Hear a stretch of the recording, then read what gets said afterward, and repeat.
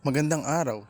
Kami ay narito upang magbahagi ng kaalaman tungkol sa mga makabagong salita sa musika na madalas natin naririnig sa social media at sa pang-araw-araw na pakikinig ng kanta. Sa vlog na ito, ating alamin ang kahulugan ng ilan sa mga terminolohiyang ito at kung paano sila ginagamit.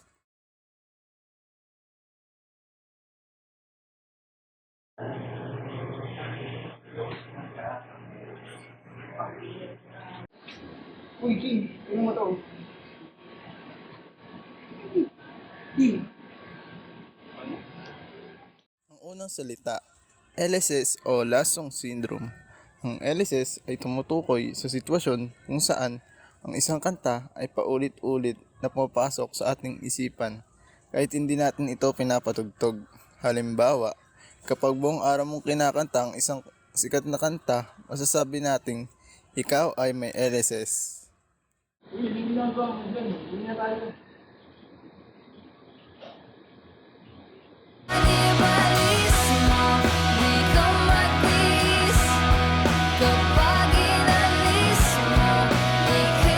Ang pangalawang salita, vibe.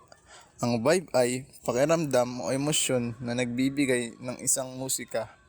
Halimbawa, yung mga kanta na nakaka-relax, masaya, o nakakalungkot, yan ang tinatawag na vibe ng isang kanta.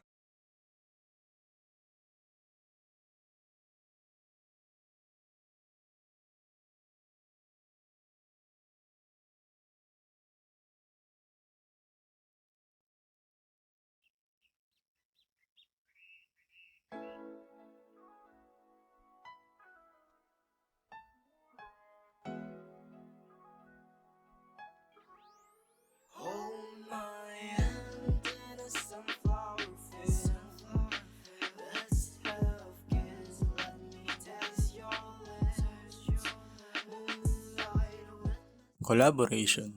Ang collaboration o collab ay tumutukoy sa pagsasama ng dalawa o higit pang artist upang makabuo ng isang kanta.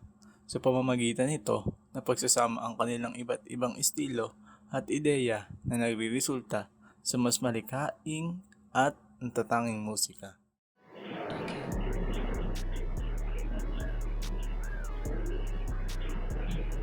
Pakinggan mo, pakinggan mo. Ang fire ng beat. Ano? Ang fire, boy. Apoy. Apoy. Fire. Ang salitang fire ay isang makabagong termino na ginagamit upang ilarawan ang isang kanta na kahanga-hanga, kapanapanabik o may mataas na kalidad. Ito ay karaniwang ginagamit upang ipahayag na ang isang musika ay nakakaaliw at lubos na nagugustuhan ng tagapakinig.